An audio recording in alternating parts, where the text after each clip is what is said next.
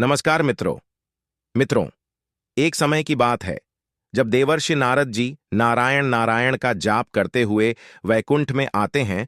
उस समय भगवान श्री हरि विष्णु और माता लक्ष्मी शेष शैया पर विश्राम कर रहे थे। तब देवर्षि नारद श्री हरि को प्रणाम करते हुए बोले, हे प्रभु, आज जब मैं आपके यहाँ आ रहा था तब मैं देखा कि पृथ्वी लोक पर किसी मनुष्य की मृत्यु हो चुकी है और यमदूत उसकी आत्मा को अत्यंत कष्ट देते हुए यमलोक में ले जा रहे थे। हे प्रभु, तब मेरे मन में यह प्रश्न उठा कि सिर्फ मृत व्यक्ति ही यमलोक में जाते हैं और कभी जीवित मनुष्य अपने शरीर के साथ यमलोक क्यों नहीं जाते हैं, तथा जो आपके परम भक्त है उन्हें भी मृत्यु के बाद ही स्वर्ग या वैकुंठ की प्राप्ति होती है। ऐसा क्यों होता है? हर जीव को अपना शरीर प्रिय होता है और जब आत्मा शरीर को छोड़ता है तो उस प्राणी को भी अत्यंत कष्ट भोगना पड़ता है। हे प्रभु, कृपा करें और भक्त की जिज्ञासा को शांत कीजिए। तब श्री हरि मुस्कुराते हुए बोले, हे नारद, आपने समस्त लोक कल्याण हेतु महत्वपूर्ण प्रश्न किए हैं। इन सारे प्रश्नों के उत्तर मैं आपको एक सच्ची कथा के माध्यम से देता हूं। आप इस कथा को ध्यान से पूरा सुने, तब आपको मनुष्य प्राणियों के बारे में कई गुना अधिक ज्ञान की प्राप्ति होगी। यह कथा मेरे भक्त मृत्यु के देवता यमराज की है, जिससे उनका अहंकार मेरे ही वरदान से टूटा था। जो भी मनुष्य इस कथा को पूरा सुनता है उसे मृत्यु के बाद स्वर्ग लोक की प्राप्ति होती है। नारद मुनि कहते हैं, हे प्रभु, मैं इस कथा को पूरा ध्यान से सुनूंगा और इसका प्रसार भी करूंगा। कृपा करें और इस कथा को कहे। मित्रों, भगवान श्री हरि कहते हैं, हे देवर्षि नारद, उत्तर प्रदेश में एक अत्यंत शोभायमान नगरी थी। उस नगरी में एक धनवान सेठ रहता था। उस सेठ के पास एक कुत्ता रहता था। वह सेठ बहुत लालची और कपटी स्वभाव का था, किंतु वह भगवान विष्णु का परम भक्त था।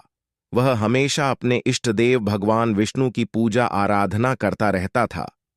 फिर एक दिन उस सेठ की भक्ति से प्रसन्न होकर भगवान विष्णु उससे मिलने के लिए उसके घर पर प्रकट हुए और उसे दर्शन देते हैं और कहते हैं, हे वत्स, मैं तुम्हारी भक्ति से अत्यधिक प्रसन्न हूं।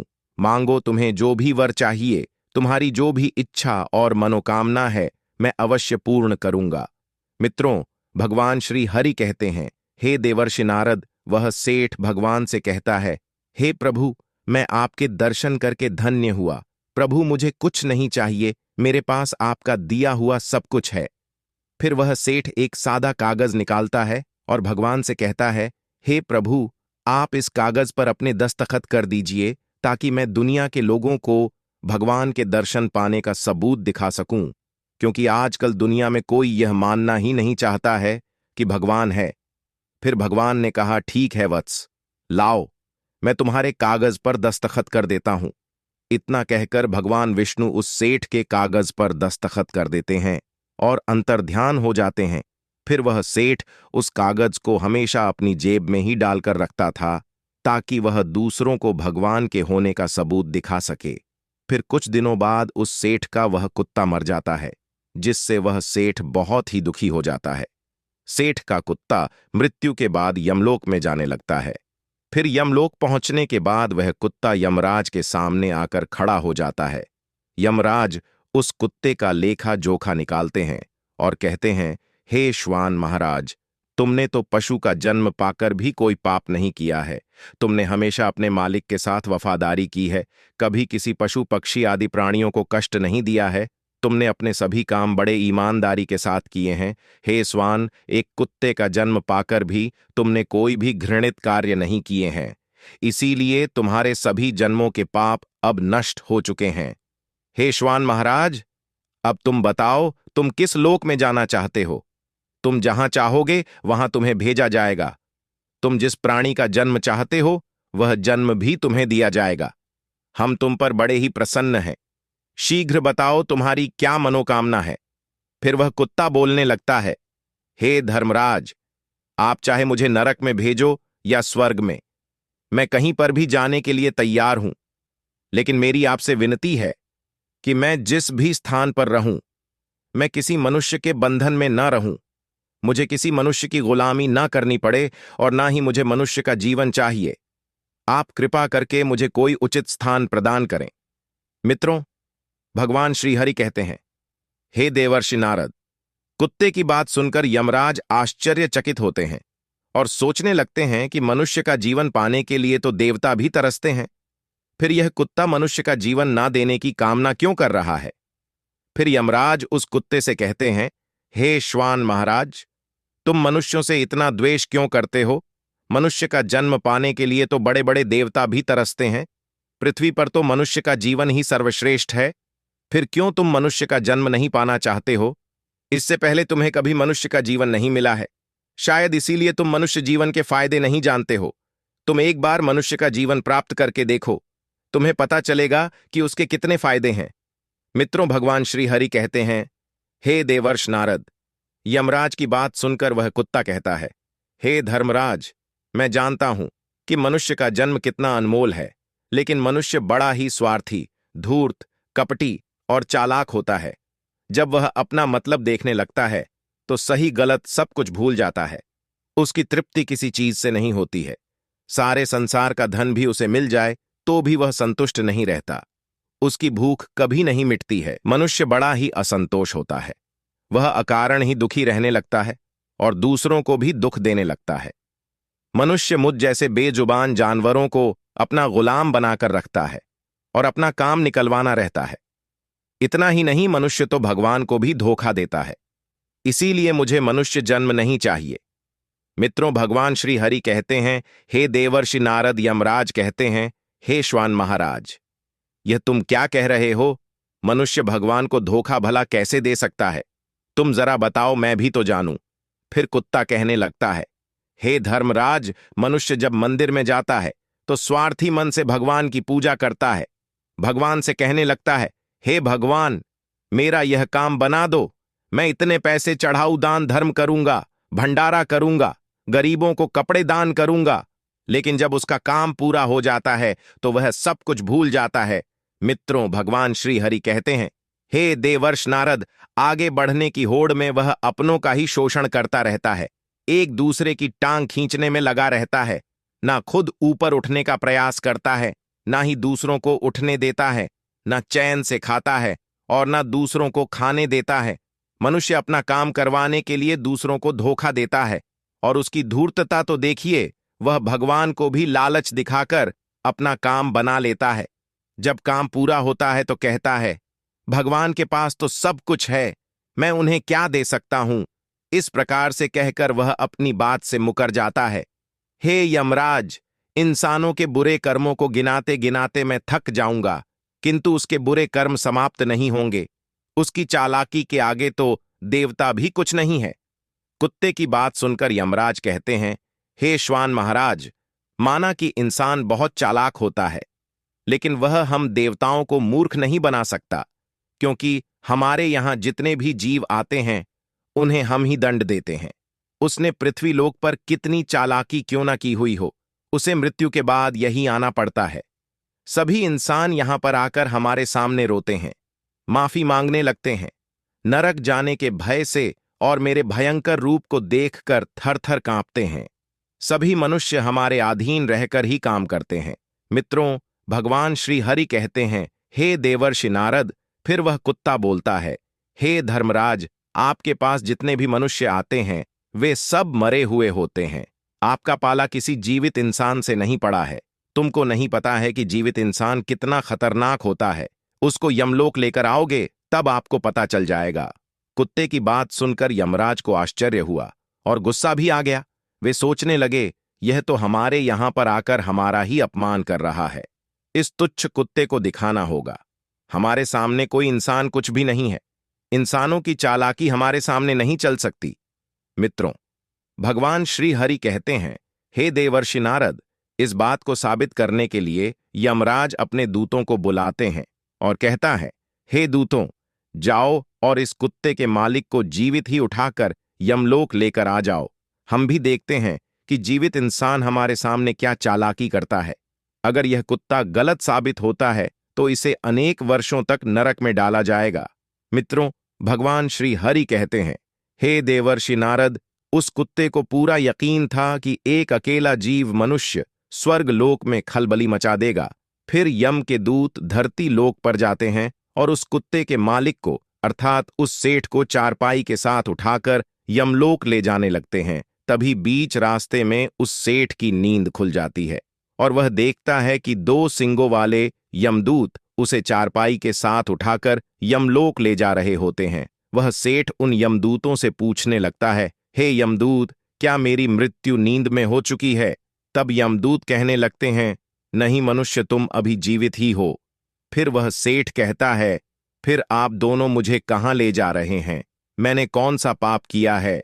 यम के दूत उस सेठ को सारी कहानी बता देते हैं और कहते हैं, तुम्हारे कुत्ते ने यमराज से कहा है कि जीवित मनुष्य बहुत चालाक होता है, इसीलिए इस बात का परीक्षण करने के लिए यमराज ने आपको जीवित ही यमलोक लाने के लिए कहा है। उस सेठ को पूरी बात समझ में आती है और वह कुछ देर तक सोचने लगता है और फिर तुरंत उसकी जेब में रखा हुआ वह कागज निकालता है जिस पर भगवान विष्णु ने दस्तखत किए हुए होते हैं। वह उस कागज पर कुछ लिख देता है और फिर से कागज को अपनी जेब में रख लेता है। यमदूत उस सेठ को लेकर यमराज के दरबार में उपस्थित हो जाते हैं। मित्रों, भगवान श्री हरि कहते हैं, हे देवर्षि नारद, उस सेठ को देखते ही यमराज जोर जोर से हंसने लगते हैं और सोचने लगते हैं, यह तुच्छ मनुष्य भला मेरा क्या बिगाड़ पाएगा। फिर वह सेठ जाकर यमराज के सामने खड़ा हो जाता है और अपनी जेब से वह कागज निकालकर यमराज को देता है। जब यमराज उस कागज को खोलकर पढ़ने लगता है तो वे तुरंत ही सिंहासन से उठकर खड़े हो जाता है और उस सेठ को सिंहासन पर बिठाकर खुद उसके स्थान पर खड़े हो जाते हैं, जिसे देखकर यमराज के सभी दूत चौंक जाते हैं। सोचने लगते हैं, यमराज यह क्या कर रहे हैं? एक मानव को अपने सिंहासन पर बिठा रहे हैं। यह जरूर कोई पहचाना हुआ इंसान लगता है। वह सेठ अब यमपुरी का राजा बन जाता है। यमराज भी उसका आदेश मानने के लिए विवश हो जाते हैं। फिर वह सेठ सिंहासन पर बैठते ही यमलोक के सभी कानून बदल देता है और यमराज को ही यमलोक के द्वार का पहरेदार बना देता है। फिर वह सेठ सोचने लगता है, जब मैं मर जाऊंगा तो मुझे भी यहां पर आना पड़ेगा और मेरे पाप कर्मों के कारण मुझे भी नरक में डाला जाएगा। इसीलिए उस सेठ ने नरक में पड़े सभी प्राणियों को स्वर्ग में डालने का आदेश दिया और नरक का द्वार हमेशा के लिए बंद कर दिया। मित्रों, भगवान श्री हरि कहते हैं, हे देवर्षि नारद, और फिर सभी यमदूतों को आदेश दिया कि आज के बाद किसी भी प्राणी को नरक में नहीं डाला जाएगा, सभी प्राणियों को स्वर्ग में ही भेजा जाए। सेठ के इस आदेश को सुनकर स्वर्गलोक में खलबली मच गई। सभी देवता हैरान हो गए, लेकिन वे कर भी क्या सकते थे? आदेश यमलोक के राजा ने दिया था, इसीलिए चुपचाप सभी उसका पालन करने लगे। स्वर्गलोक का संतुलन पूरी तरह से बिगड़ गया। धीरे धीरे स्वर्गलोक में जीवों की भीड़ बढ़ने लगी, जिनकी सेवा करके स्वर्गलोक के कर्मचारी और अप्सराएं परेशान होने लगे और सोचने लगे, इतने सारे जीवों की सेवा कैसे कर पाएंगे। मित्रों, भगवान श्री हरि कहते हैं, हे देवर्षि नारद, उधर वह कुत्ता सोचने लगा, यमराज को जीवित मनुष्य को यमलोक में लाना कितना महंगा पड़ गया। सेठ जी ने सब कुछ बदल दिया है, आखिर ऐसा कैसे हुआ? फिर वह कुत्ता अपने सेठ के पास गया और पूछने लगा, सेठ जी, आपने यह सब कैसे किया? अब तो आप यमलोक के राजा बन गए हैं। अब मैं सारे जीवन आपका दास बनकर रहूंगा। कृपया आप मुझे बताइए कि आपने यह सब कैसे किया। तब उस सेठ ने धीरे से उस कुत्ते के कान में कहा, जब मुझे पता चला कि मुझे जीवित ही यमलोक ले जाया जा रहा है, तो मैंने भगवान विष्णु के दस्तखत किए हुए कागज पर यह लिख दिया कि जिस जीवित मनुष्य को यमराज यमलोक बुला रहे हैं, उसे यमलोक का राजा बना दिया जाए। यही मेरा आदेश है। उस कागज पर भगवान विष्णु के दस्तखत देखकर यमराज को लगा कि यह भगवान विष्णु का ही आदेश है, तो उन्होंने बिना विचार किए ही मुझे यमलोक का राजा बना दिया। सेठ की बात सुनकर वह कुत्ता बहुत खुश हुआ और सोचने लगा, इंसानी दिमाग चाहे जहां भी रहे, आतंक तो करेगा ही। इधर यमलोक का ऐसा हाल देखकर सभी देवता भगवान विष्णु से मिलने के लिए वैकुंठ चले गए और उन्हें सारी बात बता दी। देवताओं की सहायता करने के लिए भगवान विष्णु तुरंत ही यमपुरी में आ गए, तो उन्होंने देखा कि यमराज यमलोक के द्वार पर पहरा दे रहे हैं। फिर यमराज के सिंहासन पर कौन बैठा है? भगवान विष्णु को देखते ही यमराज उनसे प्रार्थना करने लगे और कहने लगे, हे प्रभु, आपकी यह लीला बड़ी ही विचित्र है। धरती के एक साधारण मनुष्य को आपने यमलोक का राजा बना दिया और मुझे पहरेदार भगवान विष्णु यमराज से कहते हैं। हे धर्मराज, यह मैंने नहीं किया है। यह तो मनुष्य के चालक दिमाग का कमाल है। यदि तुम जीवित मनुष्य को यमलोक लेकर आओगे तो यही होगा।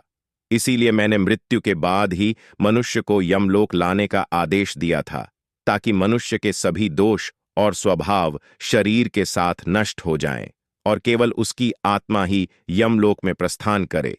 किंतु आप तो एक जीते जागते मनुष्य को ही यमलोक उठाकर लेकर आए। यमराज से इतना कहकर भगवान विष्णु आगे बढ़े। फिर जब उस सेठ ने भगवान विष्णु को आते हुए देखा तो वह तुरंत यमराज के सिंहासन से उठकर खड़ा हो गया और बोलने लगा, हे प्रभु, मुझे क्षमा करो। मैंने अपने कुत्ते को नरक में जाने से बचाने के लिए और मनुष्य की बुद्धि का बल दिखाने के लिए ही ऐसा किया है। मैं आपके द्वारा दिए गए वरदान का दुरुपयोग नहीं करना चाहता था। हे प्रभु, मैं आपके दर्शन करके धन्य हो गया। अब मुझे किसी चीज की अभिलाषा नहीं है। फिर भगवान विष्णु मुस्कुराए और उन्होंने उस सेठ को क्षमा कर दिया। फिर वह सेठ धरती लोक पर लौट गया। यमराज को फिर से यमलोक की गद्दी पर बिठा दिया और वे भी वैकुंठ लोक लौट गए। यमराज फिर से अपने सिंहासन पर बैठ गए। मित्रों, भगवान श्री हरि कहते हैं, हे देवर्षि नारद। तब वह कुत्ता यमराज से कहने लगा, हे धर्मराज, देखिए, आपने जीवित मनुष्य की चालाकी। एक जीवित मनुष्य क्या क्या कर सकता है, इसीलिए मैं मनुष्य नहीं बनना चाहता हूं। मनुष्य जब स्वार्थी बन जाता है तो वह अंधा हो जाता है। उसे दोस्त परिवार दिखना बंद हो जाते हैं। लालच में वह धर्म को भी भुला देता है और अनिष्ट कार्य करने लगता है। जब तक वह शास्त्र अनुसार कर्म करता है तभी तक सुखी रहता है, और जब धर्म से विमुख हो जाता है तो क्लेश और बीमारियां उसे घेर लेती है और उसका पतन हो जाता है। फिर यमराज उस कुत्ते को क्षमा कर देते हैं, उसे स्वर्ग में भेज देते हैं और यमलोक के बदले हुए कानूनों को फिर से सही कर देते हैं। मित्रों, भगवान श्री हरि कहते हैं, हे देवर्षि नारद, अब आपको आपके सारे प्रश्नों के उत्तर मिल चुके होंगे। इसलिए मनुष्य कर्म से कहे अच्छा हो या बुरा, वह कभी भी शरीर के साथ यमलोक में नहीं जा सकता है। यही अटल सत्य है। स्वयं मुझे भी मेरे अवतार शरीर को त्याग कर ही वैकुंठ में आना पड़ता है। देवर्षि नारद जी कहते हैं, हे प्रभु, आपने मेरे मन की सारी शंकाओं को दूर किया है। मैं धन्य हो गया हूं। तो दोस्तों, यह कथा आपको कैसी लगी कमेंट करके जरूर बताएं। अगर आपको यह जानकारी अच्छी लगी हो तो वीडियो को लाइक जरूर करें और कमेंट में जय श्री हरि, हर हर महादेव, जय श्री कृष्ण जरूर लिखें। साथ ही चैनल को सब्सक्राइब करें। आप सभी का दिल से धन्यवाद।